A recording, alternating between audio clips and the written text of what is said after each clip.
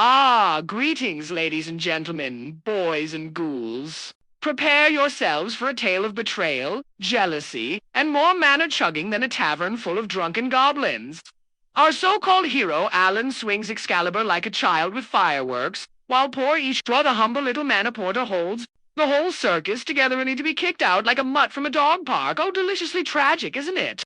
Wait, but it's not all sad, because Ishua isn't done yet. No way!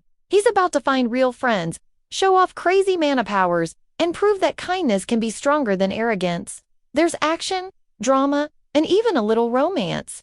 Oh, ho, ho, yes indeed. Watch alliances shatter, egos crumble, and our noodle-spine protagonists stumble into greatness.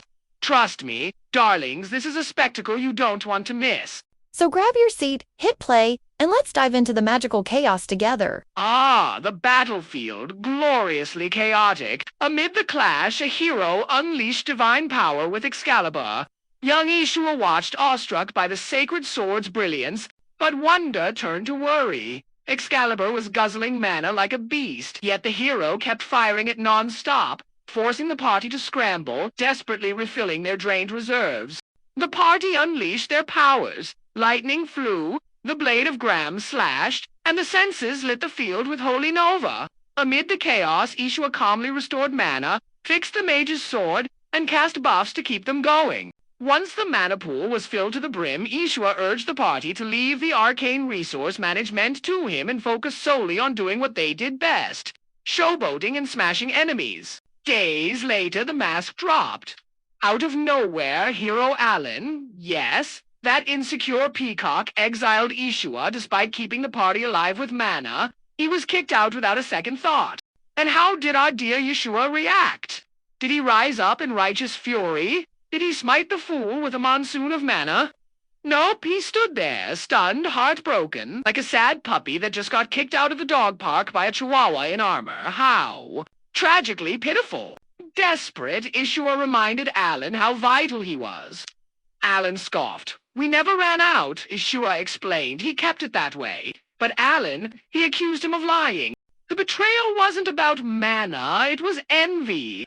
Allan's jealousy grew monstrous.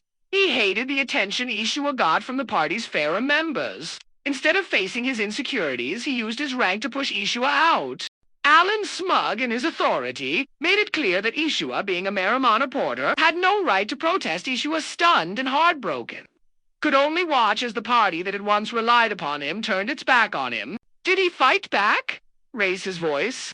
Even throw a mildly passive-aggressive comment? Not even close. He just stood there like a decorative houseplant, watching the very people who guzzled his mana like goblins at a tavern turn their backs on him. Spine. This boy doesn't have a spine. He's more noodle than man. But hey, it is a Japanese fantasy story. Spineless main characters are practically a cultural export at this point. He left, bitterness gnawing at his soul. To be discarded like that, in a party where mana flowed like a raging river, Ishua was the dam holding it back, yet no one noticed. To the powerful elite, Allan, the sage, the saint, and the arcane swordmaster Ishua had been invisible. A servant, maintenance man in a world of flamboyant fireworks. Without him, battles would become, shall we say, inconvenient. And so, with heavy steps and heavier thoughts, Ishua walked away. But fate, ever the mischievous playwright, had one more twist to the script. A voice called out, "Senpai!" He turned, surprised, to find Arya, the saint, running toward him. She stopped before him, her scent soft and familiar, her eyes full of worry. She demanded to know why he had left without a word. Ishua told her the truth. He hadn't left willingly. He had been voted out. Arya's eyes widened in disbelief. She quickly realized the truth. Without Ishua, the party's precious mana management was doomed. She confessed she had intended to bring him back, but she changed her mind. Instead, she wanted to follow him. She admitted that everything she had achieved was because of Ishua. He had supported her even in their academy days. And now she wanted to stand beside him, not behind Allan. She asked to join his new party. Touched Ishua welcomed her curiously. He asked how she had found him so easy. Arya, rather nonchalantly, admitted she had used one of his hairs in a tracking spell. Startled, Ishua asked why a saint would resort to sorcery. She simply smiled. Before the conversation could continue, a cry for help echoed nearby. A carriage, besieged by giant wolves, appeared in the distance. Without hesitation, Ishua declared they would help. Arya found his confidence charming. As they rushed in, Ishua quickly analyzed the threat. Brown wolves, dangerous foes for any fledgling adventurer, but Arya. She was already casting. Her magic was brilliant, smooth, and shockingly silent. Noticing her mana destabilizing, Ishua stepped in like a maestro tuning an orchestra. With expert precision, he adjusted the magic circle's flow and launched the spell. Arya responded instantly with her dual cast, Innocent Shine. A divine cross of radiant light engulfed the wolves, and some unfortunate zombies nearby. The explosion that followed was glorious, and Arya eagerly asked what Ishua thought of her performance. He scolded her gently for overdoing it, noting that she'd just turned the entire area into a purified holy sanctuary. Arya sheepishly apologized. Later, at a tavern, Ishua thanked the merchant they rescued. The merchant, however, was the one overflowing with gratitude, still shaken by the duo's incredible magical display. Arya explained that such spellcasting was normally impossible, but Ishua made the impossible seem mundane. His mana pool was vast, his spell optimization flawless, and his instinct inhumanly sharp. Just then, the merchant berated a waitress for serving such refined guests unrefined nuts. The waitress apologized, explaining that their village had suffered a severe mana shortage. As the merchant described the dire state of the village, Ishua and Arya exchanged a silent look and decided to help. The merchant objected, but Arya insisted that Ishua was too kind to ignore suffering. At the village factory, the equipment was in disrepair, but Ishua, calm and confident, began to pour mana into the broken machines. To everyone's astonishment, they roared back to life, cleaning rust with opposing mana, repairing ancient runes, and stabilizing power sources. Oh, he made it all look so easy. Machines believed to be dead sprang to life, reborn by Ishua's touch. Still, the humble porter called his work amateur. The villagers disagreed. They had never seen such miraculous restoration. Even seasoned engineers couldn't compare. The merchant, curious now, asked Ishua who he really was. Ishua said he was just a mana porter. Arya, on the other hand, proudly confirmed her title as an officially recognized saint. The merchant, stunned, assumed Ishua must be the legendary hero. Ishua tried to correct the misunderstanding, but Arya, clearly enjoying herself, didn't deny it. She even called him her hero. Embarrassed, Ishua tried to calm the crowd, but the villagers were already organizing a feast. He snapped in frustration, but no one listened. Not even Arya, who gleefully agreed with them. And then, bam, Arya hit him. Why? Because she could. Because she was drunk, and Ishua horrified. He begged the merchant to stop giving her drinks, knowing she couldn't handle them. Arya leaned close, lips almost touching his. Poor Ishua panicked, surrounded by drunk villagers and relentless misunderstanding. Elsewhere, the hero Allan stood brooding before a high-level dungeon. The sage and sword knight questioned his decision to proceed without the full party. Allan exploded, ranting about Ishua stealing the spotlight. And so, with fury in his heart and resentment in his step, Allan descended deeper into darkness, while Ishua, once dismissed, walked unknowingly toward the light of true heroism. Ah, yes, and so our tale trudges onward, our mana-slinging doormat and the conveniently loyal senses skipping off into the sunset like two half-baked RPG side quests stitched together with glittered glue and unresolved trauma. Hero Allan. A glorified discount rival character with the depths of a kiddie pool, Arya. Oh, she's sweet until she starts acting like a yonder with a tracking fetish. And Ishua, that boy's allergic to confrontation and makes tofu look confrontational. This story, my dear listeners, is a textbook case of generic fantasy fare. Ooh, magic swords, mana systems, exile genius protagonist. I've seen more originality in bootleg cereal. You'd have a better time reading the back of a shampoo bottle at least that has instructions and character development. I mean, really, how many more recycled tropes can you stack before the entire genre collapses like a soggy Jenga tower made of light novel cliches? It sits lazy, it's tired. I tease. And the hex key 'twas when our pitiable protego BT-no ODL-snap.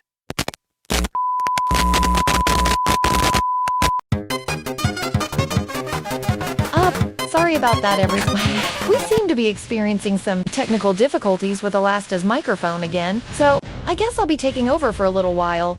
So, wow, this manga sure has a lot going on, huh? I mean, mana, magic, big sparkly attacks. Oh my gosh, that's so cool. And I really liked how Arya stood up for him. That was super sweet. Friends sticking together is important, even if one of them is kind of emotionally constipated. In Axis Village, the townsfolk had gathered under the gentle sun to bid farewell to Ishua. Though he humbly insisted he wasn't a hero, they honored him anyway. When asked where they'd go next, Ishua responded with quiet resolve. He planned to return his hero party license and start anew as an adventurer. With fresh determination, they set off toward Navish, a town rumored to be bustling with opportunities. Meanwhile, deep within a dungeon, Allan was slicing through wave after wave of monsters, questioning if the dungeon was truly worthy of its rank. Allan, bolstered by his own power, scoffed at the idea of needing a mana porter, but Mathia, the magic swordswoman, cautioned him. Mana needed careful handling, and Ishua wasn't there anymore to manage it. Allan, irked by the mere mention of Ishua and Arya, called them cowards for walking away from a high-level dungeon. Oof, someone's still salty about the breakup. I mean, really, Allan? Maybe if you weren't so dramatic, they'd still be by your side. Mathia calmly reminded him of Ishua's words. A good mana porter. Make sure no one has to worry about running out of magic mid-fight. Before she could continue, a monster pounced. Mathia swiftly took it down, but noted that the attacks were becoming more frequent. Realizing the growing danger, Radiru and Allan jumped in. Together, they fended off the next wave. Allan then loudly declared that their party was strong enough to handle anything, puffed up with pride. But something was off, Allan noted. Well, if it isn't the Queen of Rainbows hijacking my show. I was just trying to help them understand the emotional growth and— Oh, I'm sure you were, Cupcake. But if I hear one more growth moment from that damp rag of a protagonist, I swear I'll turn this recap into a crime scene. Now then, back to our feature presentation. He noticed something odd. Mythia wasn't using her magic sword. Curious, he asked why. Her reply, without Ishua, she couldn't sustain its power. Despite these clear signs of doom, Allan barked that they must push forward. But the moment he summoned his holy sword, crack, he collapsed, clutching his head in agony. As he writhed, Mythia quickly diagnosed the problem: mana depletion. A shock to Allan, who had never experienced such mortal limitations. Normally, Ishua would have prevented this, but pride makes one forgetful, doesn't it? Alas, fate wasn't done. An air-rank monster, a lizard man, emerged. This wasn't a mere beast, it radiated menace. Allan, stricken with fear, did what all great heroes do. He ran. Shouting orders like a captain abandoning ship, he told Reduru to shield him. But she held her ground, reminding him that Mythia was still fighting. Allan snarled that a mere spellblade's life was worth less than the hero's. Oh, what noble leadership! Reduru, appalled, rebuked him. She swore never to abandon a comrade, something Allan had clearly forgotten. Out of mana, but filled with willpower, Reduru dealt a crushing blow to the beast, stunning Allan. A sage using brute strength. Delightful. Seizing the opportunity, Mythia moved like a blade through wind, decapitating the lizard man and severing its limbs. With the threat ended, she praised Ishua's training, which had empowered her even without magic. Their moment of relief was short. Allan's shriek pierced the air. Another lizard man, Mythia reacted instantly, cutting it down. In the aftermath, she reminded Allan that they, unlike him, never left comrades behind. A vow, she said, to always return home together. Powerful stuff. As they exited the dungeon, battered but breathing, the team reflected. Mythia lamented, relying too much on magic, while Reduru, ever the optimist, pointed out that at least half of them were decent with swords. But Allan, oh no, he wanted praise. He complained about retreating, about Reduru using physical attacks and Mythia using a dagger. He claimed victory belonged to him alone, ignoring every warning, every truth, stunning levels of delusion. Mythia coldly reminded him that he was the first to run dry. Allan blamed a headache. Mythia, incensed, dared him to try summoning the holy sword again. Reduru intervened, ending the spat. Their eyes said it all, disappointment. As night fell, Mythia suggested they rest in a nearby village. Allan, still pouting, agreed. Upon arrival, a kind woman greeted them. Axis was famous for its nuts. Allan wasted no time, introducing himself as the hero and demanding provisions. But, oh dear, the woman tilted her head and mentioned another hero, Ishua. Allan snapped, calling Ishua a fraud. The woman's smile turned to stone. Mythia's eyes narrowed was Allan lying about Ishua's exile. Allan, unbothered by facts, demanded the villagers give him resources for free. The woman's expression chilled like a winter gust as she asked if he had money. Allan accused them of being cheats. Oh, this was going marvelously downhill. The villagers, now livid, hurled eggs and insults, fraud, liar, pretender. Mythia calmly noted they could no longer stop the storm, while Iridiru admitted the situation was spiraling. Outside the village, Mythia turned on Allan. Had he lied about Ishua's banishment? Allan claimed Ishua was unfit. Mythia scoffed. Iridiru spoke up too. None of it had been just. Mythia then declared they'd never beat a high-rank dungeon without... Oh, not this comment. I swear, if I ever lay my shadowy little skulking in the back... He threatened to banish them, but the silence said it all. They weren't afraid anymore. Mythia calmly stated she had no regrets. Iridiru said Allan was leading them straight to ruin. In desperation, Allan tried to rally them for another dungeon. Their reply, thunk, party licenses thrown at his feet. Allan begged, pleaded, reminded them of what the licenses meant. Mythia coldly said hers was officially returned. I'm the continent's hero, he shouted into the night. How tragic! Mythia and Iridiru walked away. Calm, unbothered, good luck, they said, and meant none of it. Get what you fucking deserve! Oh, but let's be honest, folks. He didn't need a villain to ruin him. He did that all on his own. Who needs monsters when your ego is the final boss? They called it an A-rank dungeon. But I'd say Allan was stuck in a C-rank circus, starring as the main act. Sir, Clown of Crybaby Creek. Mythia asked Iridiru what was next. Iridiru, she had a plan. Find Ishua, the man who never let them down. Iridiru revealed she had one of Ishua's hairs and a new detection skill. Mythia, flustered, admitted she had one too. They called it a coincidence. Yes, a very convenient one. Meanwhile, in a lonely forest, Allan stewed in bitterness. He still believed was the real hero. He comforted himself by imagining Ishua struggling to form a new party. Surely he'd fail without Allan, surely desperate. Allan used a special skill, party discovery, and what did he see? Ishua was already in Nishtown and thriving. Arya was beaming as they arrived in the bustling city. Back at the Adventurers Guild, Arya stepped up to a large glowing crystal. She gently placed her hand on it as the receptionist's voice echoed through the hall. Excuse me, since when do you commandeer the spotlight, princess? This is my mic, my narration, and my delicious dose of dramatic flair. Well, I know it's usually your thing, but this episode is just so hopeful and full of heart. I thought maybe, just maybe, I could tell it. Please, just this once. Fine, but only because I'm curious to see how much sunshine and sentimentality one's soul can squeeze into a single monologue. I'll provide the commentary. Try not to ruin it, dear. Yup, turns out Arya wasn't just anyone. She was the saint from the legendary heroes party. Arya gave Ishua a gentle nudge. It was his turn. Both of them had recently given up their hero party credentials and were registering anew. When Ishua placed his hand on the crystal, it blazed with intense light. Gasps echoed. Murmurs spread. The receptionist blinked twice before her eyes went wide. His stats were mostly A and B, but his magic power? Triple S. That's unheard of. Triple S, because why stop at overpowered when you can break the grading system entirely? People started whispering. Some doubted the crystal. The receptionist offered a second test just to be sure, but Arya shut it down. She'd seen Ishua in battle, especially when everyone else had run dry on mana. After confirming the results, the guild granted both of them an initial rank of C, thanks to Arya's polite request. C rank for someone with unlimited cosmic power, how modest.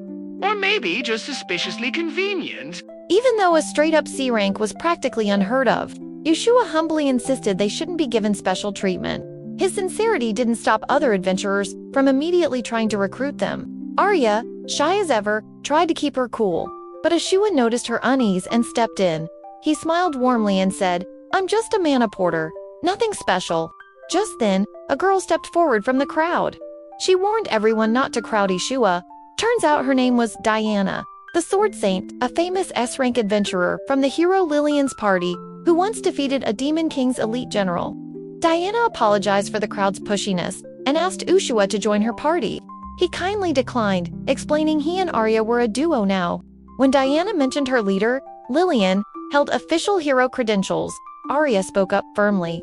She explained Ishua had already suffered under a leader who misunderstood him. Seeing the tension, Ishua stepped in again, praising Diana's honesty and saying Lillian must be respectable if she earned Diana's trust. Later, Diana returned to report her failure. She found Lillian deep in magical training, so focused that even Diana, who didn't know much about magic, could tell it was advanced. When she finished, Diana relayed Ishua's decision. Lillian just shrugged, saying, "It can't be helped." A healthy dose of apathy. Oh, wait for it. Lillian cried. The famously composed and stoic hero Lillian was crying. She wondered if Ishua despised her. Diana, shocked, reminded her that Ishua just wanted her to meet them in person. Embarrassed, Lillian said she couldn't do something so humiliating. Diana, ever supportive, suggested they shadow Ishua and Arya, offering help when needed. Lillian agreed instantly, her face lighting up for the first time in who knows how long. The next day at the guild, Ishua was in great spirits, cheering Arya on. But their adventure didn't start with a bang, it started with chaos. Adventurers fought over job postings, creating a whirlwind of arguments. Arya, curious, approached a table full of neglected quests. Ishua followed. Among the tasks, repairing a power core, fighting undead, and searching for a lost cat on 3rd Street, Arya let out a squeal of excitement. Ishua smiled, declaring they'd take all of them. The receptionist was stunned. Later, Ishua used his mana to summon every cat in the area. "Apple," she whispered. "They respond to a specific wavelength," he explained with a grin. "Perfect for mana porters," Arya realized. No one else could have done that. Arya, smiling brightly, cast Holy Night Judgment, obliterating over 100 undead in one strike. Diana and Lillian, watching from afar, were stunned. How much mana did that take? Then came the reactor task. Ishua and Arya completed it so quickly that even the staff couldn't believe it. But trouble was waiting. Rival workers showed up, scolding them for finishing so fast. Ah, the classic overconfident entrance. Always ruined by the main characters solving the problem first. Ishua calmly told the staff to step back and formed a mana barrier. One thug rushed in, only to clutch his head in agony. Ishua explained, "Mana ring field, he's not used to it." Another thug resisted, so Ishua used mana overflow. The guy started vomiting. Diana blinked. "What just happened?" Lillian explained. "He overcharged him with mana, magic intoxication." Overwhelming someone with pure talent. Quite literally nauseating. Delightful. Deep down, she wondered if Ishua would ever need anyone at all. Meanwhile, just outside the busy city of Nishtown, a certain someone finally arrived. Yes, Allan, the former hero party leader, had returned. Oh, look who crawled out from under his mediocrity. Back and full of regrets. Probably. Back at the guild, Ishua greeted everyone with a bright good morning. He was in great spirits. The other adventurers quickly took notice, marveling at how he kept taking on the toughest quests, despite his overwhelming power. The receptionist chuckled and noted, "He's become really popular in just a few days." But Ishua waved it off, saying modestly, "I'm just doing jobs that suit me." Just then, a voice called out. He turned, and there was Allan. Ishua blinked in surprise. "Why are you alone?" "We're Eridiru and Mithya," Allan casually replied. "I sent away the inept sage and the sword mage." Ishua looked shocked. Those two were talented, but Allan shrugged it off, dismissing them as just low-level adventurers stuck in a small town. Then, with way too much confidence, Allan offered Ishua and Arya a chance to rejoin his heroic party. Ishua and Arya didn't answer. Their silence made Allan frown. "Why aren't you excited?" he asked. Laughter erupted behind him. Other adventurers were giggling and whispering. Allan spun around. "What's so funny?" One adventurer grinned. "We heard the whole story from Arya about that stupid hero who kicked out Ishua." Allan puffed up his chest. "Do you even know who you're talking to?" Calmly, the adventurer replied, "Yeah, To the guy who kicked out a C rank, Allan froze. C rank, most rookies started at F or E. This meant Ishua's rise was insanely fast. Thanks to you, they added with a smirk. We got the biggest rookie star in the guild. Furious, Allan snapped. Why should I take insults from weaklings? But Ishua stayed calm. He said, Arya and I are doing just fine. We're not interested in rejoining your party. As he turned to leave, Allan, humiliated and steaming, drew his sword. Oh, good. We've reached the part where pride trumps logic. Someone fetch the popcorn. Stop. Everyone turned. It was Diana. Now this is my favorite part. Violence denied by a pretty lady with better stats and a spine. She stepped forward, her eyes sharp as steel. If you want to fight, you'll have to go through me. Are you ready for that? Why are you running? Why are you running? Spoiler alert, he wasn't. Poor boy folded faster than a napkin at a noble's dinner party. Then one day, a strange assignment popped up. Travel to an elf village and report any unusual activity. Ishua raised an eyebrow. Something felt off about the job. So much so, he didn't want to involve Arya. The receptionist noticed his hesitation. Planning to decline, she asked with a knowing smile. She assured him there were no hidden risks. He'd just have to file a report afterward. Still skeptical, Ishua asked why anyone would take such a vague mission. The receptionist finally admitted the truth. The quest was made specifically for him. A reward for handling all the overlooked quests no one else wanted. Ishua wasn't exactly thrilled. It had only been a week since their last ordeal. Just then, Arya walked in and overheard the word travel. Her eyes lit up, a relaxing trip. Let's go, Ishua blinked. He had been so focused on work, he hadn't realized he was dragging Arya into non-stop quests. He finally gave in. Okay, he said with a smile. Let's take a break. Meanwhile, someone was paying close attention. Lillian overheard that Ishua was heading to the elf village. Turning to Diana, she declared, It's time to win back his trust. Lillian marched right up to the front desk. I need a quest near the elf village. The receptionist offered a dangerous errant bounty to hunt a mutated ogre king. Despite the challenge, Lillian accepted with complete confidence. The receptionist nodded, clearly thinking, Yep, hero things. 3 days later, Ishua and Arya were en route to the elf village. The great world Yggdrasil stood tall and proud. Arya gasped, It's so beautiful, Ishua explained. It purifies. Miasma, the elves have lived under its protection for over 2,000 years. Arya, always full of wonder, told Ishua a story she'd heard. That an angel once planted miraculous seeds that grew into the tree. Its roots cleansed the land, making it safe for all living things. But something tugged at his senses. There was something wrong with the tree's mana flow. He hoped it was just his imagination. Elsewhere, things had taken a dangerous turn. Lillian and Diana were in the middle of a brutal battle.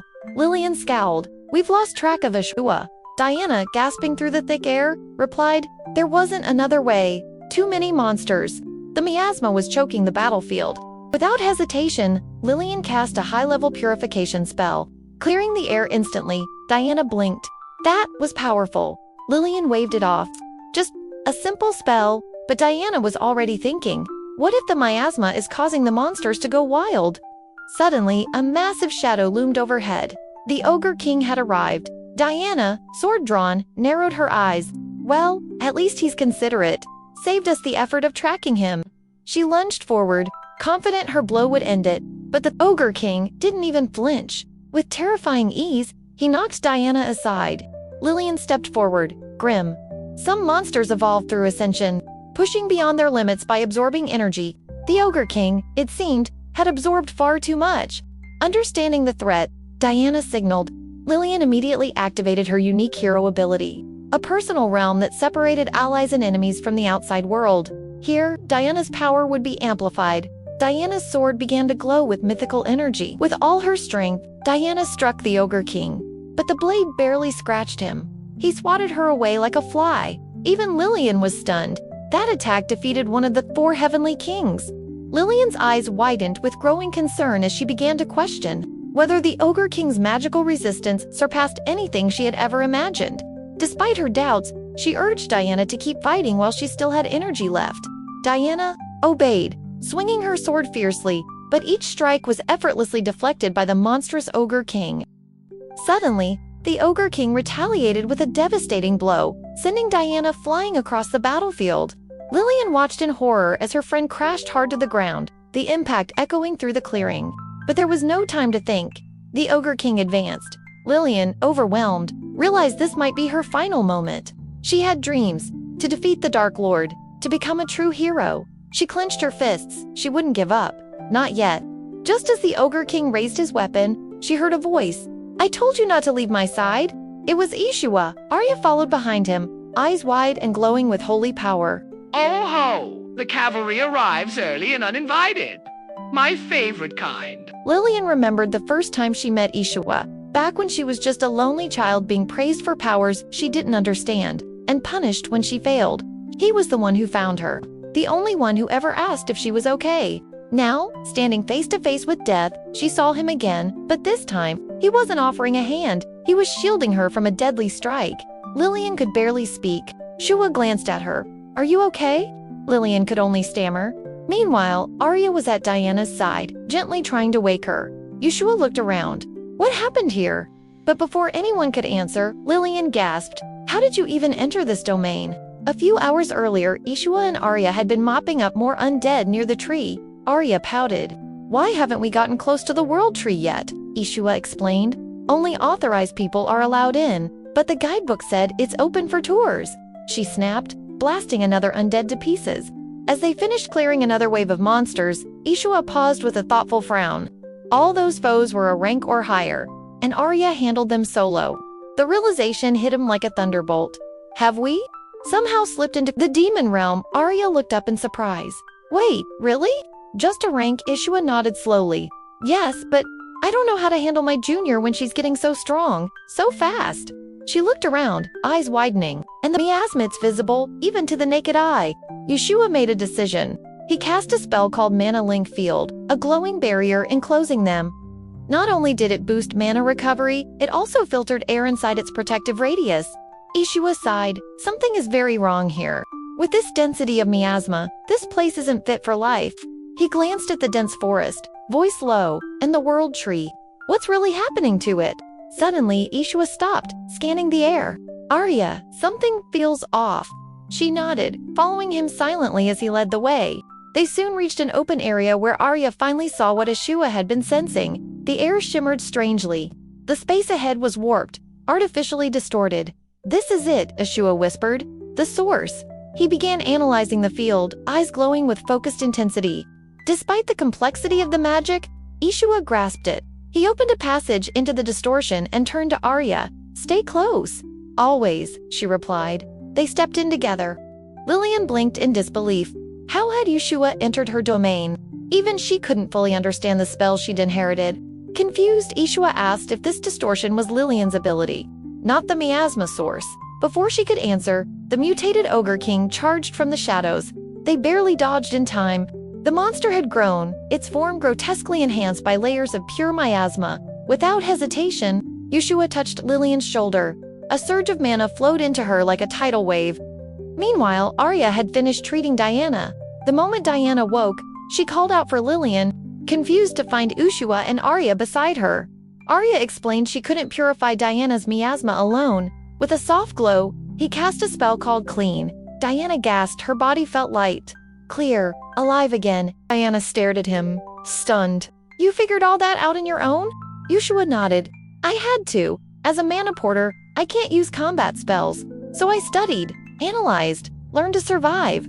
Lillian was already back in battle, mana blazing. Despite her restored energy, the Ogre King shrugged off her attacks. She admitted she couldn't defeat it, but she smiled, proud to see Ishua again. I'll buy you time, she said, stepping between him and the monster. Ishua finally understood. She was the real hero he'd heard tales about, not Allan. Selfless, brave, strong. But he refused to let her fight. Alone, together, he said, stepping forward. Arya, the usual. Arya smiled and cast enhanced sharpness, party recovery, and protection in one breath. Diana staggered. Those buffs, they're insane. Ishua nodded. Don't hold back. I've got the mana. Diana surged forward. Her blade cut the monster's skin. Finally, Arya followed with Holy Nova, but it only grazed it. This might take a while. Diana sighed. Ishua stepped in. He focused not on damage, but disruption. He began pouring holy manna into the beast, the same way he'd treated Diana. Slowly, the monster began to change. Its grotesque form softened, shrinking, and before their eyes, it reverted back into a regular ogre king. "Now it's beatable," Ishua said. "Take your time." But Diana grinned. "Why waste time?" Lillian nodded and cast a powerful strengthening spell on her sword. With one brilliant slash, the monster was cleaved in two. Victory at last, Diana thanked Ishua and formally introduced Lillian, who shyly peeked from behind her. Ishua blinked. "Wait, we've met back at the castle." Lillian blushed. He actually remembered. Diana then brought up the obvious. The miasma shouldn't have been that thick near the world tree. They needed answers, and the elf village would have them. But when they arrived, their hearts dropped. The world tree stood before them, its radiant leaves falling, its glow fading. The tree was dying. Oh, now that's bad. Shocked by the sight, Lillian's voice rose. "We need to hurry to the elf village." That was the hero Ishua expected. Calm, reliable, urgent, and just like that, the group moved. When they reached the village entrance, Lillian stepped forward with pride. "I am the hero. We've come to investigate." The guard tilted her head skeptically. "The real hero this time?" she asked. That stopped the party in their tracks. "A man came through here," she said. "Said he was a hero." But everything went strange after. Concerned, the group was quickly waved through. They crossed the village with surprising speed. "Wow, even Arya's not stopping to admire the scenery." Arya sniffled. "I wanted a vacation," she mumbled. At the world tree's base, a voice suddenly cried out, "I didn't know that this will happen." Ishua froze. He knew that voice. They turned the corner, and there he was. Allan, disheveled, pale, clutching his head like the sky had just fallen on him. All right, darling, this has gone on long enough. Time to crank the dial, skip the monologue, and give these lovely people a summary before they fall asleep in their boots. "Wait, but I was getting to the—" Be quiet, princess. Let Uncle Alasta condense this tragedy of errors before we all die of second-hand embarrassment. A few days ago, our would-be hero, Allan, was dragged back to the capital to explain himself to the king. Turns out, saying I leveled up a bit isn't exactly king-worthy news. The ministers, unimpressed, the king fuming, even more insulting. They asked for Ishua instead. Oh, that one stung. Allan, desperate to save face, blurted out lies about conquering dungeons and Ishua being sick. Smooth. The king wasn't fooled. He gave Allan one last chance. Fix something big or be forgotten. So Allan went to the elf village to help them investigate the world tree. What actually happened? He met the elf queen Chelsea, tried to act heroic, and then brace yourselves. Tried to heal the world tree with basic healing spells. Yes, the actual dying heart of the forest. And he cast a resurrection on its roots like it was a scraped knee. It got worse. Way worse. Allan misread a bulging root, slashed it with his sword, and unleashed the miasma it had been holding back. You know, like unplugging a cursed bathtub. The elves are screaming. Chelsea is sobbing, and rumors are flying that Allan might be working for the Demon King. But he didn't mean to. He was just trying to help. Intent doesn't replant trees, my dear. And just when Allan thinks he's hit rock bottom, Ishua arrives. From the crowd, his voice rings out like karma's alarm clock. Allan turns seething and says, "Why are you here?" "All right, I've had my fun stirring the narrative soup. Okay, now it's back to you, my dear." Ishua's voice cut through the chaos. "Allan, what did you do to the world tree?" Elves stepped forward, fury burning in their eyes. "He cut the roots," one of them accused. "You released the miasma it was sealing away." Allan spun, face twisted in disbelief. "Why would I do that?" Before anyone could answer, a clear voice broke the tension. "Who are these strangers?" It was Chelsea, the elf queen. Lillian stepped forward. "My name is Lillian, the hero. We've come to help."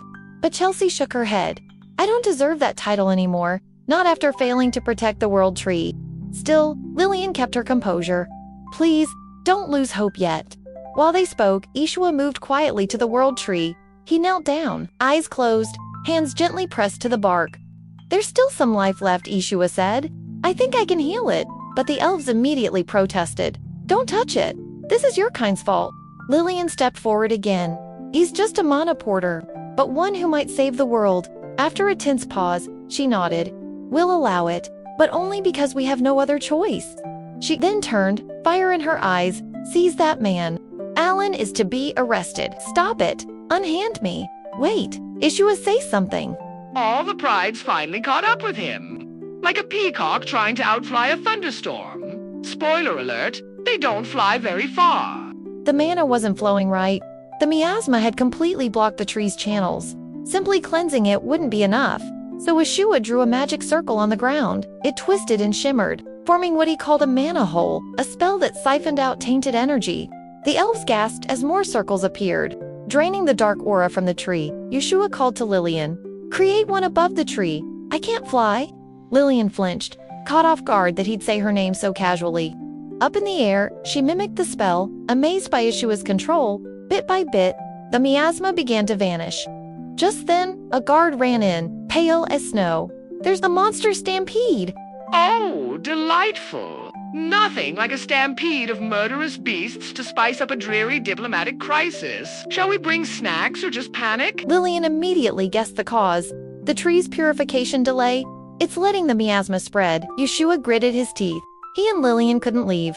Not now. Arya, Diana, can I count on you? Arya gave a firm nod. Of course. Diana flashed a grin. Finally, some action. The gates opened. The two girls charged out, facing a torrent of monsters flooding from the forest. Arya cast Holy Nova, piercing the horde. The elves on the walls fired volleys of arrows. Potions were thrown their way. Arya nodded in thanks, casting buffs on Diana. She cut down waves of monsters, her aura blazing like wildfire. Back at the tree, Ishua and Lillian created more mana holes, trying to finish purifying the root system. But time was slipping. On the front lines, Diana took a hit. Arya rushed to heal her. But with no mana left, it triggered a magic backlash, pain flaring behind her eyes. "Arya, fall back," Diana ordered. Arya hesitated. Her body shook. The walls were failing. The monsters were still coming. Chelsea grabbed her bow. Despite protests, she stepped forward. "Get me arrows, I'll fight too." The queen would stand with her people. At the world tree, Ishua's voice whispered, "Just a little more." Mana finally began to circulate. But back in the field, Diana was bleeding. Arya could no longer heal her. It was too much. And just when all seemed lost, they fell from the sky. Two girls, one with a magic sword that cleaved through monsters like paper, the other with a staff, unleashing lightning that lit up the battlefield. Arya gasped. Readaroo and That's quite enough sparkly sentiment for one chapter. Oh no, not another recap-style episode. How about we toss the hugs and hope to the side for just a moment? After Mythia and Readaroo left Allan, they were finally on their way to Navish to catch up with Ishua. How noble! But oh no, a carriage was under attack. Naturally, Mythia insisted on saving strangers first. Readaroo grumbled, but joined in. Heroics. Hooray! Then somehow they ended up in a mansion eating caviar and losing a week of their lives. Oops, a noble's daughter got cured, gratitude was thrown, and jobs were declined because they're simple adventurers. Apparently, when they finally got back on track, Ishua was long gone. Off on a quest near the elven village, which just so happened to be a restricted zone. So what do? Side quests. Deliver cats, smack undead babysit kids, truly legendary feats. And just when you think it's safe, BAM giant bird attack Mythia, snoozing midair, Readaroo screaming. Turns out the bird's taking them straight to the forbidden zone. They land right in a monster horde, next to a dying world tree, and here comes the boss music. Now that's how you accidentally crash a royal decree. And a tree funeral in the same day. Mythia made quick work of the monsters rushing their way. Her magic sword flashed like lightning, slicing through foes with ease. Arya watched, wide-eyed and impressed. They've gotten so much stronger, she thought. Diana, still catching her breath, couldn't believe what she was seeing. Why did Allan turn away such talented warriors? Readaroo tossed a mana potion to Arya. "Here, use this." Arya caught it, nodded gratefully, and downed it quickly, not about to fall behind. Diana gritted her teeth, stepping forward with the last of her strength. Her sword swung in a powerful arc, cutting down a few more monsters.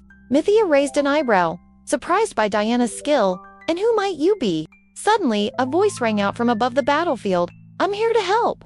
Magic attacks rained down like a storm on the monsters below. Arya looked up in surprise. There was Lillian, the hero herself. Mythia whispered, "So this must be the hero who recently defeated one of the 4 heavenly kings." Lillian didn't waste time explaining. The mana holes are already in place. Ishua was pouring mana into the world tree to cleanse the miasma. She turned to the group with a firm nod. Hold out a little longer. A quiet prayer formed in her heart for the success of her beloved senior. Meanwhile, far below, Lillian and Ishua worked tirelessly, setting up mana holes that might just save their dying world. And just as the leaves of the world tree began to slow their sad descent, Chelsea and the elves noticed a hopeful change. Ishua explained that the mana holes were working. They'd stop the miasma's erosion soon enough. Then he asked Lillian to assist the others, and the young hero took off to rally help. Meanwhile, Ishua stayed behind, focusing all his mana on healing the ancient giant. He poured opposing mana into the tree, carefully restoring its damaged circulation. The elves were amazed to see Ishua still supplying mana non-stop, even after creating dozens of magic circles around the tree. Chelsea realized Ishua had more mana than she, the queen of the elves herself. If he kept this up, the mana would spread evenly, without stressing the tree's fragile branches and leaves. As Ishua focused, sensing the mana flowing smoothly again, the leaves stopped falling altogether. The elves erupted in celebration. New leaves sprouted quickly, and the world tree's natural regeneration was restored. Chelsea wept with joy, feeling the tree thrive once more. Meanwhile, on the front lines, the girls fought fiercely, noticing the miasma thinning from above. Lillian confirmed the leaves had stopped falling, and the tree's purification was complete. Diana, leading the charge, urged everyone to hold on just a little longer. The monsters suddenly ceased attacking, leaving Mythia confused. Then, one by one, they turned away and walked off like nothing had happened. Ridaru explained they'd weakened after the world tree's power returned. And here I thought the monsters just got bored. Nope, all that miasma was their evil energy drink. Cut that off and poof, no fight left in them. Arya asked if they'd truly saved the dying tree. Diana raised her sword proudly, announcing their victory. Chelsea admitted she didn't know how to thank Ishua. He told her to wait as he prepared one last spell. Raising his arms, Ishua formed a magic circle, sending it toward the tree's trunk. Layers of glowing circles appeared, storing light-based mana to help if the purification ever faltered again. Chelsea marveled at Ishua's dedication. Arya and the others returned, hugging Ishua warmly. He thanked Diana and Lillian for their defense, but was surprised to see Ridaru and Mythia with them. Mythia hugged Ishua, saying she'd missed him. Ridaru teased her for hogging the hug first. Just like Arya did, Ishua couldn't believe these two had come to help me. Thea said it was natural. If it was for Ishua, Ridaru revealed a bird had led them here, and Mythia was shocked they shared their secret.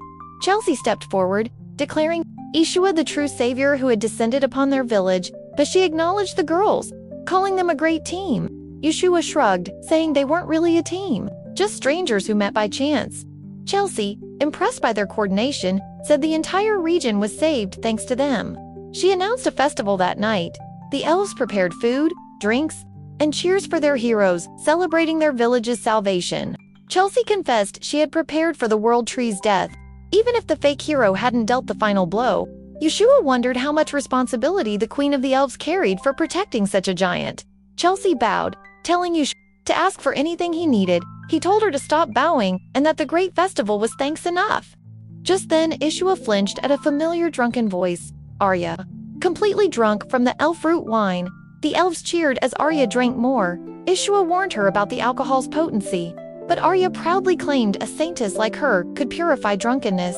Arya changed the subject quickly, asking Ishua to drink with her while clinging on to him. Nearby, Lillian complained that her feelings weren't reaching Ishua. Diana angrily asked how Lillian was allowed to drink.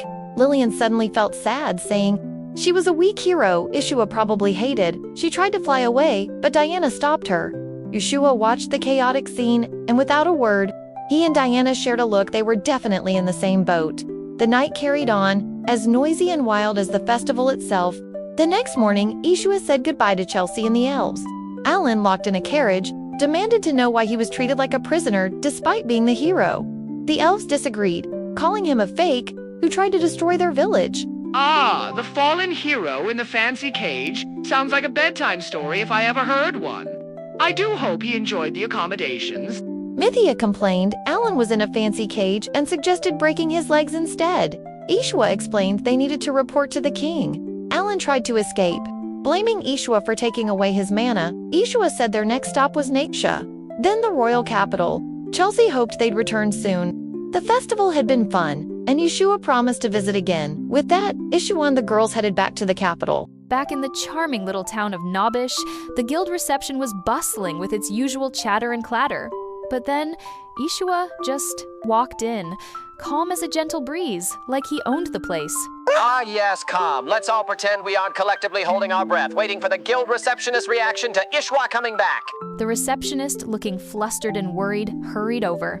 She stammered a little, trying to figure out how to apologize for the inconvenience, and her eyes were wide as she mentioned how terrible things had become around the elf village. She expressed her joy and happiness at Ishua's safe return and the successful reunion with the group, who now stood together behind him. Why are we still here? Just to suffer? Heartwarming, she says, while they peer into your soul with eyes that see far too much. Come on, do you really need to point that out? I can't help it. Every time I see those eyes, I cannot help but remember that famous meme going around. Ugh. Despite Alastair's piercing words, Ishua, calm and confident as ever, reported their safe return from the quest. She, though surprised, nodded in agreement, relieved that everything had gone well. But then her expression shifted, shock and worry painting her face. She questioned the deteriorating condition of the World Tree, voicing her concern about the increasingly violent behavior of the monsters. Her eyes went wide with pure shock when Ishua revealed the truth. They hadn't just returned safely, they had revitalized the World Tree and even managed to defeat the subspecies of the Ogre King, which had risen to an S rank. In a tense confrontation, she finally confronted Ishua, demanding to know his true identity.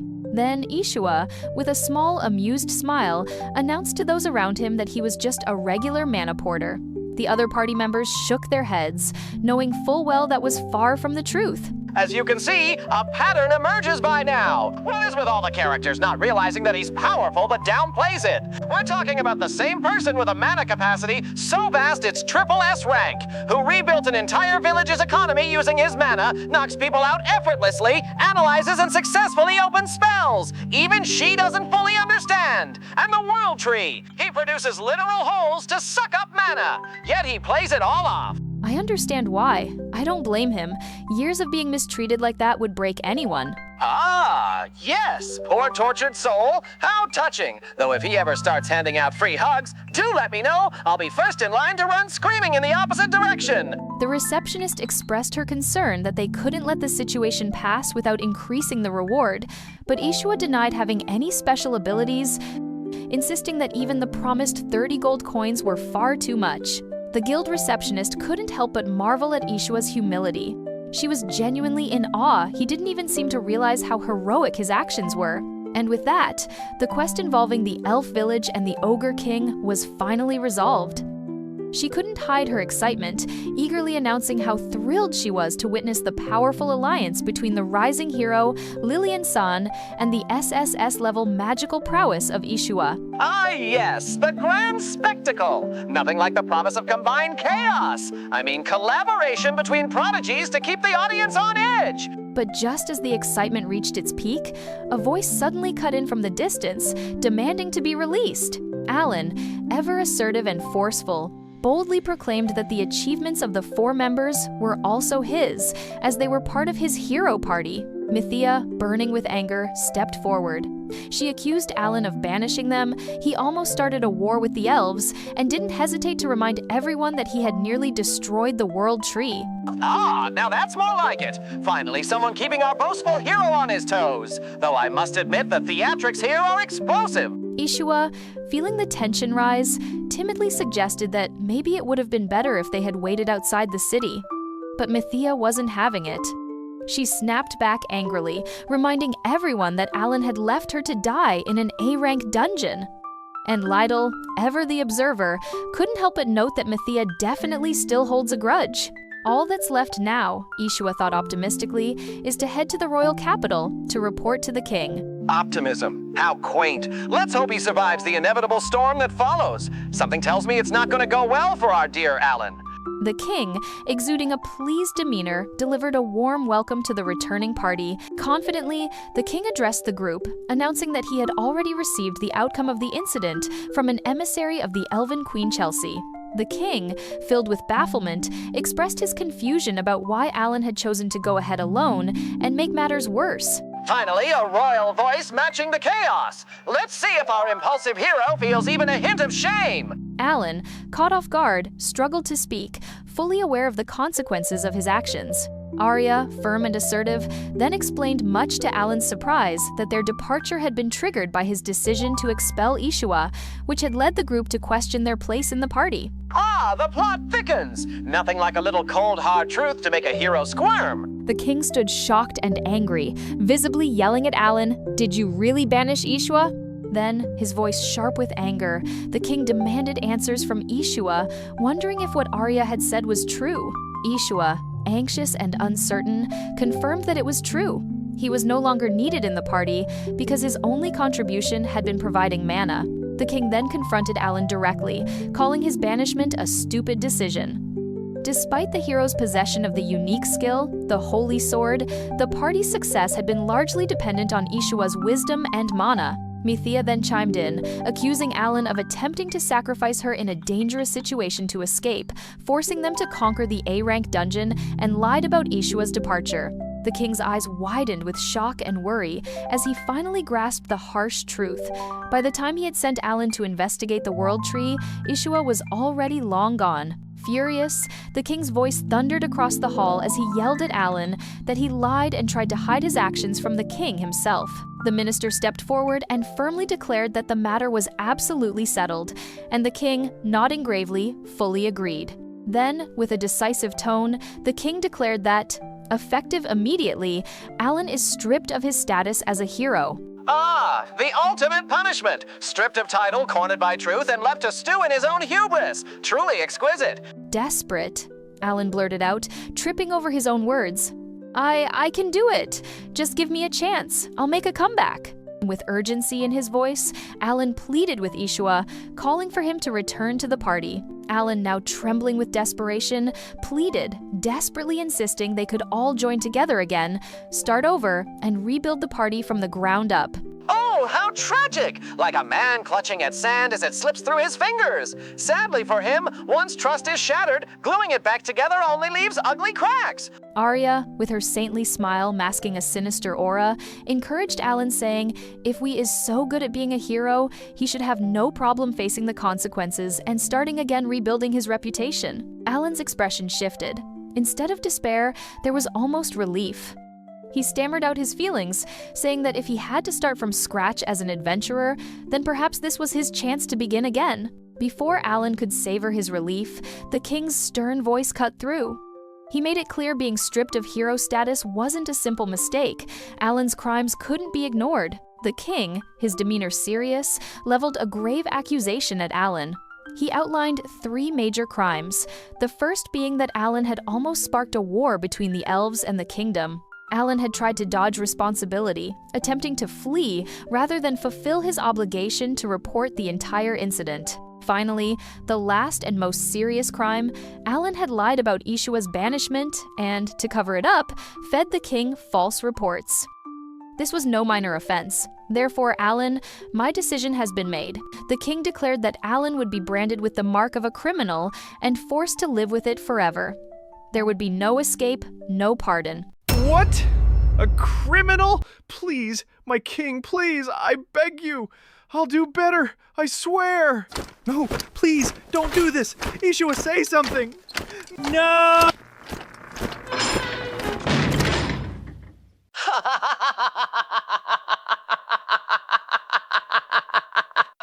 Poetic justice. A permanent reminder of one's own folly. How exquisitely appropriate.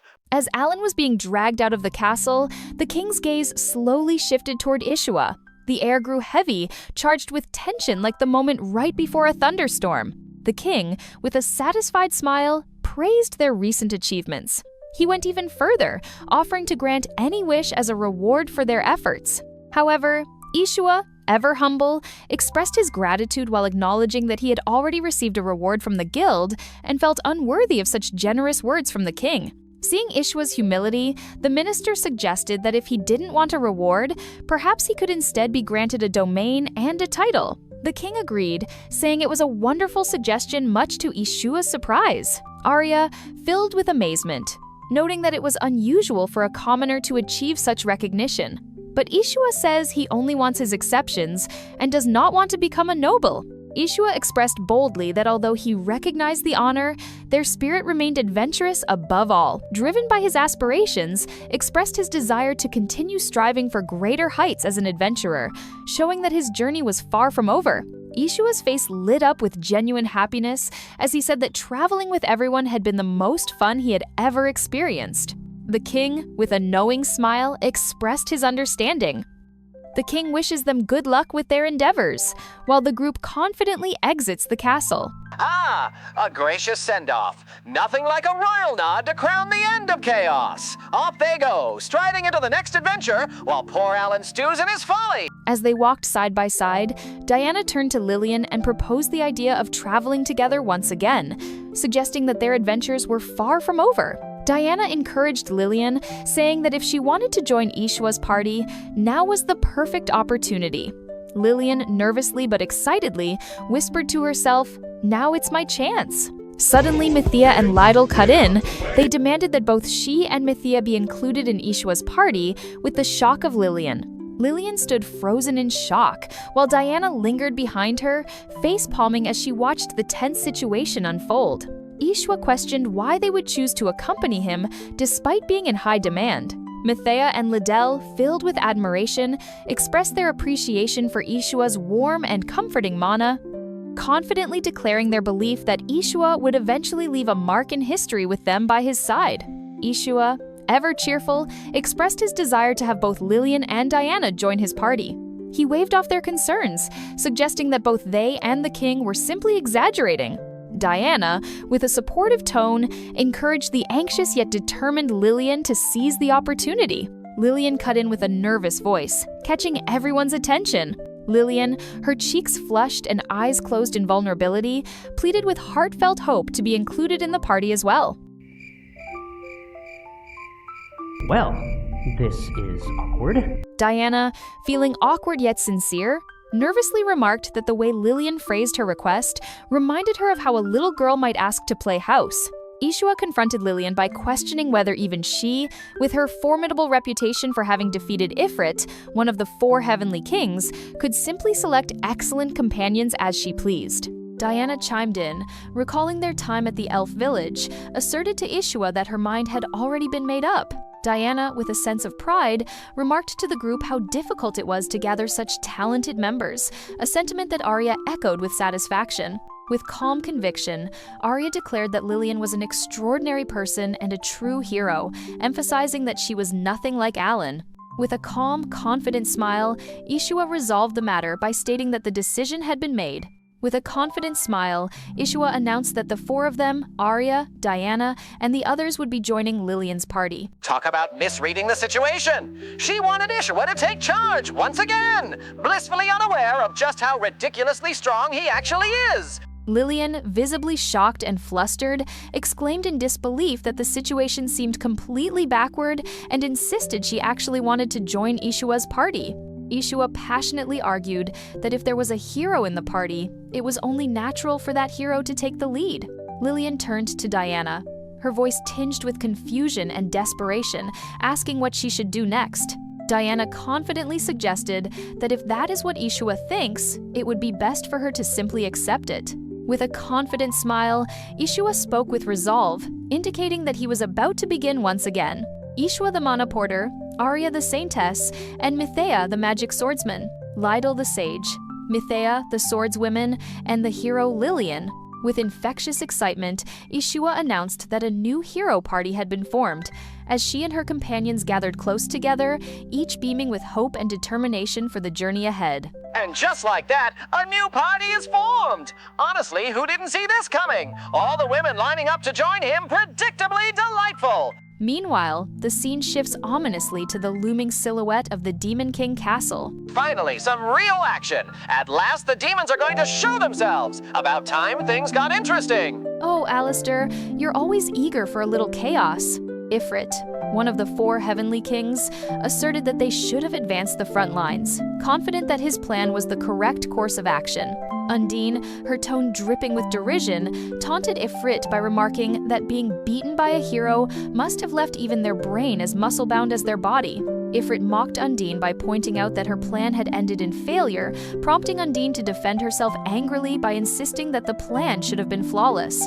Sylphie mentioned that Undine's strategy made sense, that flooding the World Tree with excessive miasma would weaken it enough for a swift assault on the Elven village, which could then serve as a base for future invasions. Then, the 4 Heavenly King gnome chimed in, remarking that his Ogre King subspecies should have been able to take out the hero, but, much to his frustration, they had failed. They all discussed in frustration, realizing it was all thanks to Ishua that their plans had backfired. He had effortlessly neutralized the miasma, slipped past the hero's barrier with ease, and performed feats that left them questioning the true extent of his powers. Ah, the quiet hero strikes again! Overachieving without even breaking a sweat, predictably infuriating for anyone trying to scheme against him! Seated commandingly on his throne with a serious expression, the Demon King skeptically questioned whether such a feat could truly be possible for a human. Ifrita gravely explained to the king that Ishua's mana reserve and exceptional control made him a formidable force, which he believed was why the hero Lillian had chosen to ally with him, prompting Gnome to react with visible concern over the potential threat this alliance posed.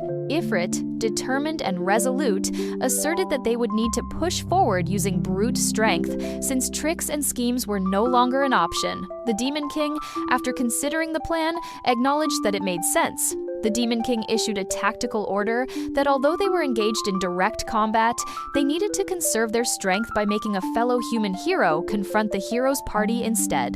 The Demon King, exuding confidence as he snapped his fingers, proposed to Undine that finding a hero willing to cooperate was exactly what they needed. The entire group watched with tense anticipation as a hologram began to materialize. The hologram showed Allan frustrated, lamenting that the mark on his face was preventing him from receiving any decent quests.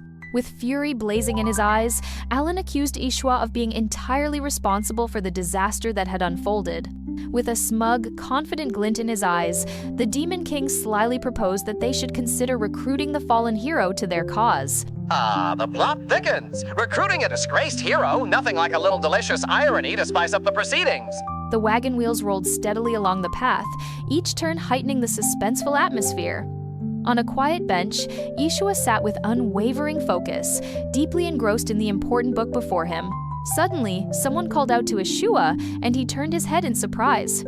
Lillian informed him with relief that they had finally arrived at Emidia's territory, prompting the group to shift into a mood of anticipation. Ishua nervously reminded Lillian that she had forgotten about their agreement to drop the honorific, gently pointing out that they were now equals in the same party. However, he also noted that Mithea and Lydell still preferred to use the honorific. Ah, the subtle politics of titles and etiquette! Even heroes must navigate the minefield of respect and pride! A week had passed since the new party was formed, and their first quest together was to transport the coveted White Dew elixir to the distant Amidia territory. Ishua, serious as ever, asked Mithea and Lydell whether they had already met the Lord of the Amidea territory, prompting Mithea's surprised reaction. After being banished by Allan on their way toward Nobish, they aided a carriage transporting the White Dew elixir along their journey. They had set out to the Lord's mansion to escort them to safety. Upon arrival, they discovered the townspeople suffering from a mysterious illness that had initially afflicted only the Lord's daughter and a few servants. Lydell explained with concern that the unusually high demand for the remedy suggested the situation had grown far more dire. Ishua, expression determined, urgently warned the others that they needed to hurry. As the group neared the Lord's mansion, Ishua called out to Diana, asking if she could see their destination yet. With a confident smile, Diana affirmed his words, radiating supportive assurance. They realized the imposing fortress now stood directly before them, its massive silhouette dominating the landscape beyond the fields and forests. As the group arrived at the Lord's mansion, the Lord, clearly excited, greeted Mithea and Lydell with enthusiasm, his smile reflecting genuine joy at seeing them. The Lord mentioned that they hadn't expected to return so soon. Mithea cheerfully observed that the Lord's daughter seemed to be doing well. Lydell, suspicion in her tone, questioned the need for such a large amount of white dew elixir, prompting uneasy glances from the noble. The Lord, grave and serious, announced that the strange disease had now become widespread throughout the territory. Doctors remained baffled, and only the legendary white dew elixir, known for healing even the most grievous wounds, offered hope of recovery. Lytle, serious as ever, explained that the recent surge in quests was directly linked to the demand for Ringetsu herb. Ishua assured everyone that they would gather more supplies from neighboring areas and urged them to make do with the current shipment. Lillian, however, voiced concerns that administering medicine alone had its limits. With unwavering resolve, Lillian insisted they investigate the mysterious disease, shocking the Lord and his daughter. She apologized to Ishua, confessing that although the quest was originally meant only for delivery, she had taken it upon herself to request an investigation as well. Ishua thoughtfully explained his plan to uncover the cause while transporting the white dew elixir to each village, affirming that the original request had been fulfilled, but his sense of duty extended further for the people's sake. Encouraging Lillian, he praised her purpose as extending far beyond simply completing quests. Mentorship with a side of moral superiority! Delightfully wholesome, yet packed with that inevitable chaos of heroics! With a confident smile, Ishua expressed unwavering faith in Lillian's judgment. Lillian, tender and vulnerable, softly called out his name. Ishua playfully teased her by suggesting he would simply call her by name. Flustered, she protested that such familiarity was impossible for now. Arya earnestly questioned Lillian about her reasons for investigating, wondering if something was troubling her. With a worried look, Lillian admitted that when she defeated Ifrit, he said something deeply unsettling that she still couldn't shake from her mind.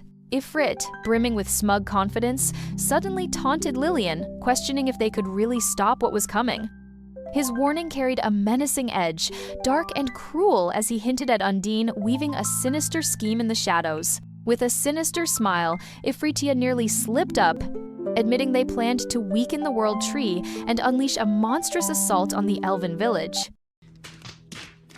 Honestly, demons should hand out pamphlets with their villain speeches. Much easier to follow than all this vague foreshadowing. Ifrit confidently promised that they would see soon enough. Lillian desperately called after him to wait, but he vanished. Arya, intrigued, remarked on the strange situation, while Ishua, his worry clear, wondered aloud if this was part of some grand demonic plot, though they were unaware the issue had already been resolved. You stupid! Classic Ishua. Always 2 steps behind the chessboard, yet somehow winning the match without even realizing it. Before they could dwell too long, their guide announced their arrival at Harvest Village, their first destination. Bursting with cheerful energy, Lillian eagerly urged everyone to start unloading, while Ishua and Arya quietly watched her take charge with admiration. The guide chuckled, remarking that their group was rather strange. He explained that one could endlessly repeat quests delivering white dew elixir without fixing the root problem, but when the fee went up, there was no choice but to comply. Mythia praised the clever trick, leaving Ishua visibly shocked by her comment. She quickly assured him she was only joking, prompting a laugh from Ishua as he joined in the playful banter. Watching Lillian, he reflected that she seemed even more good-natured than himself. With determination, Ishua ordered the medicine to be distributed immediately and insisted they begin investigating the cause. The doctor, his face etched with worry, explained that the surge of patients forced them to hastily build a simple hut, but even then, they couldn't keep up.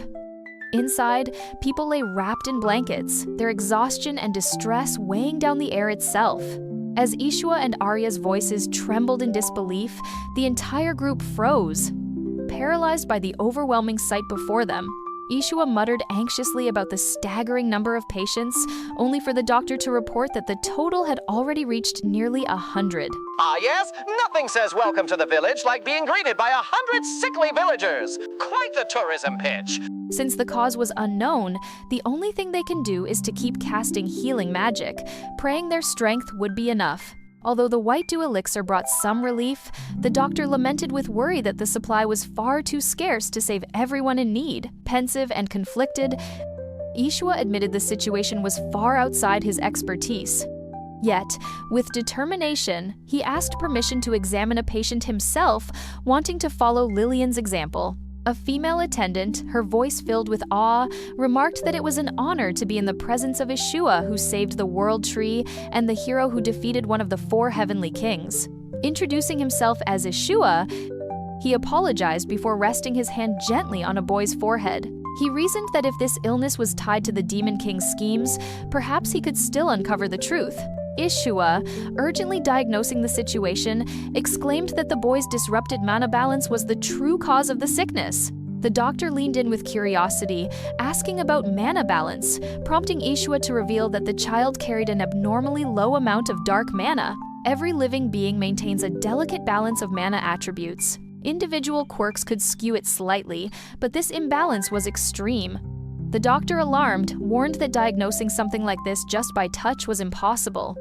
But with a confident smile, Ishua pressed on, placing his hand firmly on the boy's head and suggesting that restoring the balance could change everything. And just like that, life returned to him. The boy blinked in shock, as though waking from a dream. His mother's face lit up with relief and renewed faith.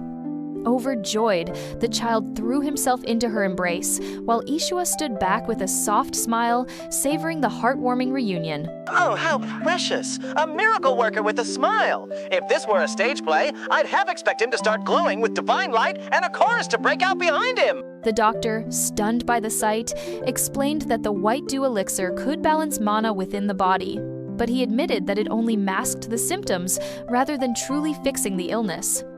Ishua, however, wasn't shaken. With confidence, he assessed the bedridden pair's familiar symptoms and declared he could handle their situation as well. Arya readied her staff to spread relief across the clinic, assuring Ishua she would ease the pain of the many still suffering, while Ishua resolutely volunteered to treat each one personally. The doctor, wide-eyed and skeptical, questioned how anyone could instantly assess mana balance and then channel the exact attributes patients needed. His astonishment only grew when he realized the entire hero's party had abilities that defied expectation. Imagine being that doctor, thinking you're hot stuff, only to learn you've basically been playing with sticks while the children next door have been brewing miracles. Lydell, with determination shining in her eyes, declared she would assist in preparing more white dew elixir. Lillian, visibly anxious, admitted that what worried her wasn't just illness, but the dangerous lack of dark mana.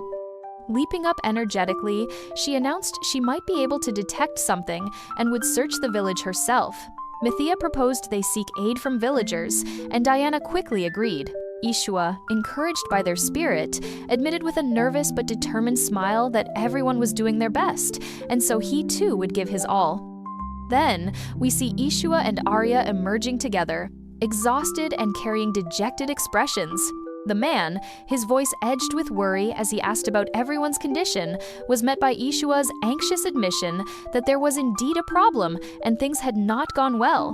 Before Ishua stood a massive crowd of patients he had healed. Though he urged them to rest, they rose, praising their savior with voices full of gratitude. Arya, proud, told Ishua that such greatness was expected of him, but Ishua humbly insisted she was just as incredible for sustaining her spell without exhausting her mana. The crowd erupted into cheers, calling the scene a miracle. They raised their fists high, shouting that Ishua, who saved the World Tree, had now saved their village too. It was as though history itself was shifting before their eyes. And here comes the danger of fame. Nothing like a good mob of adoration to saddle you with expectations you definitely didn't ask for. Ishua, flustered, waved his hands and insisted the credit was exaggerated. Just then, Lillian called his name and caught his attention. Ishua, noticing her, turned and asked if she had discovered anything. With determination blazing, she urgently announced she had discovered an important clue. Onlookers cheered the unstoppable pair, marveling at their combined strength. Ishua, however, panicked again, claiming Lillian was actually their leader and that everyone deserved recognition, not just him. Yet the girls chanted their names louder, sweeping them both into a storm of attention, until Ishua finally shouted for everyone to calm down. Oh, delightful! The reluctant hero and his accidentally popular partner. Soon they'll need a manager just to deal with the fan clubs. Meanwhile, outside the village, danger loomed. Two tense figures approached the gate, their presence heavy with menace. One declared with chilling confidence that it was time to begin their assault on Harvest Village. The bandit leader barked orders to the newcomer, revealing this was his very first job. Serious and commanding, the leader instructed the group to sell their medicine stock in another village, racked with disease. The newcomer eyed the crates with suspicion and demanded to know why he was delivering fake medicine to desperate villagers. This wasn't what he had signed up for. The bandit leader only laughed, mocking him with a sinister grin. Then, confronting the newcomer directly, Allan, he declared that from this moment on, Allan had no choice but to live as a criminal. And there it is! Our fallen hero graduates from betrayal to banditry! What a delightful step down the moral ladder! That's just heartbreaking. He was supposed to be a hero, and now he's peddling fake medicine to sick villagers? Heartbreaking? My dear, I call it poetic. The so-called hero, now reduced to swindling peasants. How delightfully ironic. He wanted glory, and he found infamy instead. I just hope Ishua doesn't have to face him again like this. Allan's making the wrong choices, but maybe, just maybe, he can still turn things around. Ah, spoiler alert, my dear. He does not. He ends up knocked out by intense mana. A most humiliating fate, wouldn't you say? Alastair, you spoiled it. I was trying to keep it fun for everyone. Whoops! My, what a slip of the tongue. But if you'd really like to see how it all goes down, well, you know the drill. Yeah. If you liked the video, make sure to hit that like button and subscribe for more recaps. And no more spoilers, Alastair. Ha! No promises!